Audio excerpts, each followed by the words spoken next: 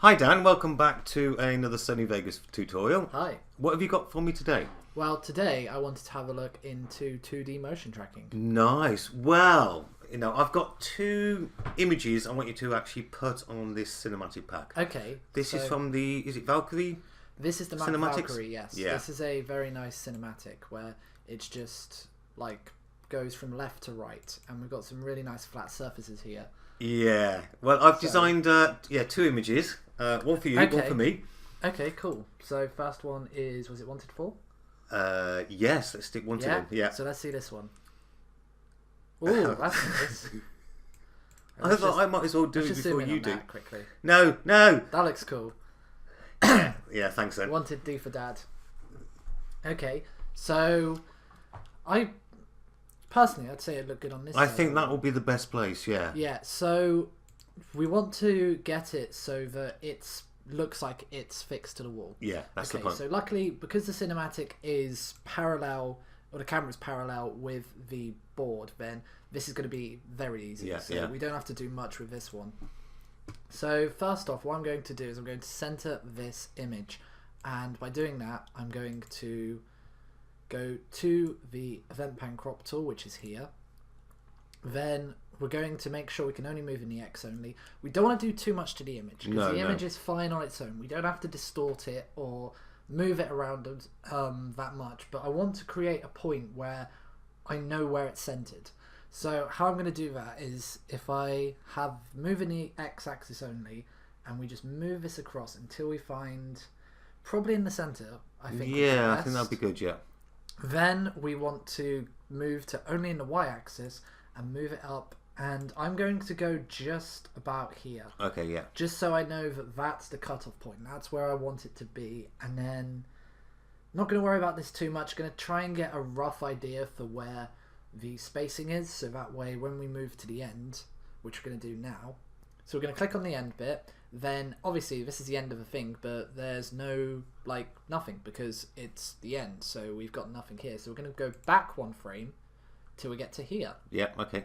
Now for this one, because there's no velocity on the cinematic, which is nice, and there's no movement here, it's out in the open. So what we can do with this one, if we click to move in the X-axis only, then we can move this across, and we don't need to move it up or down because it is in line with this line here, which was our checkpoint. Yeah. And with the spacing, I believe it was roughly that much spacing. I'll just go back and check.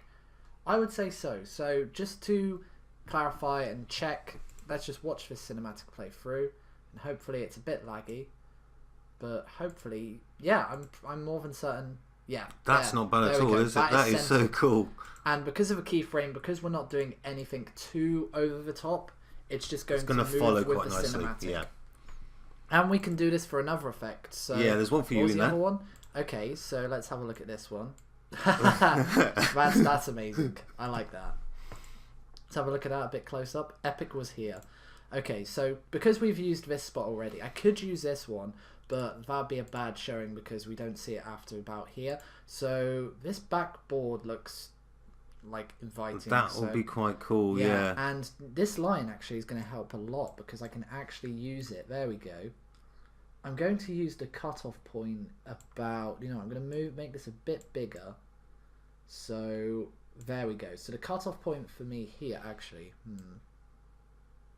just enlarge it a bit more because the text is sort of going over the wood a bit.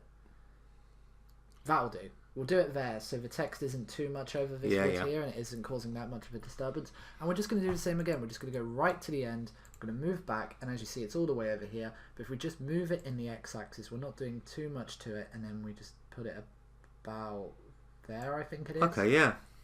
So if we go back to the normal clip, as you see, there it's we go. So cool, isn't it? Yeah. It's very simple, and it actually looks like they're in the map. Well, I've got plenty more. Really cool. That we can do now. Some real nice Easter eggs we can put in the cinematics. Yeah. So using keyframes, that is a really easy way. It's pretty easy, isn't it? To do 2D motion tracking. But I suppose it's a bit harder with velocity on. Yeah. Plus, as long as the cinematic is parallel to the actual background you're putting it on, it's easy. It's a lot but easier, if we're doing it with which we can do in future tutorials, but if we're doing it with curved, it's a lot difficult because you have to curve it with the cinematic. Yeah. Okay, well, thanks for that. No worries. That's pretty cool. Yeah, but I really like this. This is It's cool, a nice idea, isn't it? really cool, like, screenshot. Yeah, so thanks for doing those. Okay, Dan, thanks for that. It's no worries. That's actually pretty easy. It's a lot easier than I thought. Yeah, and it's like, you don't see it as that easy. Do you realise what's happened now you show me how to do this? The amount of things I'm going to put on the cinematic I know, packs. I've got the idea. I know, because we've done... there's a lot of cinematics. 6-pack. Yeah, you wait. Yeah, you're not going to know what's hitting. montage you're on about, I kind of think it's just going to be like a meme-tage of just loads of stuff. Yeah, yeah. Well, thank you for giving me that idea. Thanks. Oops. Right. Anyway, we'll catch you in the next video. Thanks, Dan. Hopefully this helped you guys out. Oh, definitely. And please leave a like and comment down below something you want us to do next. Yes, please. And we'll make sure we get it done as soon as possible. Cheers, Dan. Bye. Right, bye.